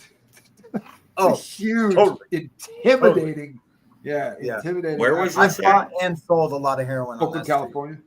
Yeah. Oh, north. It's way up north. Yeah. Well, you know. Yeah. I was supposed to be in San Francisco. They told me I was going to busters. San Francisco, and I had like 9 friends from the feds that were already at San Francisco. And I had like reached out to them, and they were emailing me, and they're like, we got a package here for you, bro. You're set. And I am on my way to the airport, and they're getting me my tickets, and they're like, and here's your ticket to Oakland. And I'm like, I got to take a cab from Oakland to San Francisco. And he goes, no, why would you be going to San Francisco? I'm like, because that's where the halfway house is. He goes, not your halfway house. And I went, oh shit. Shite. Yeah, I was super unhappy about it. I really was. But my first goal, it's really funny because if you had asked that question any other time in my life, like you're just out of prison, you know, now what's your move? I would have said women. Like I would have been instantly looking for, and I did. That's not something that I gave even 2 craps about when I got out this time. Like it was the last thing on my mind. Same. Yeah, I just wanted to stay sober. I was terrified about that. I didn't have, there wasn't anybody in my life either, though. My wife and I had divorced, and it wasn't the road I was ready to go back down, to be honest. But it was. This last time was weird. Not me. That's the first thing I thought of. Yeah. Well, that's usually the way it is. That's usually the way it is. This last one, a Big Mac, and knock the dust off. Tuna sandwich. Yeah. And knock the dust off that grass. But I had to walk by when I would come home every day. We ended up buying a car illegally because the public transportation, it was so hairy, bro. I would be running home from work at 3:00 in the morning in kicks, in boots, right? I'd have to go 2 miles, and I got I'm bleeding at my feet. But if you get there 2 minutes late, you're going back to prison. Right. So we ended up buying a car. But in the beginning, I would get dumped off by the bus, and I would have to walk 1.5 miles the entire way, man. You got girls out there going, "Hey, you looking for a date?" And you're like, no. Maybe. No. It's funny when we finally got paid, right? The guys, we had a car, we finally got paid. This is a true story. As God is my witness. They go, "Hey, man, we're going to a party tonight. And we're just leaving." I worked a shift that got off at 2:00 in the morning, but they thought we had overtime. I didn't have to be home till 5 a.m. And our boss sends us home at right around midnight. And he's like, "We're not going home." And I'm like, "Oh, guys, dude, don't do this, man." Yeah. And he's like, he goes, "No," he goes, "We got a party we're going to." He's like, "There's no drugs, there's no alcohol." I'm like, "Then why do you want to go?" And he goes, "Because there's a bunch of hookers." He goes, "And I know this girl." I'm like, "Oh my God, bro." And he's like, "Come on, Rock." He's like, "Come on, Rock, be cool." I'm like, I'm not going to be cool. Like, I'm not going to be cool. So here's what we're going to do.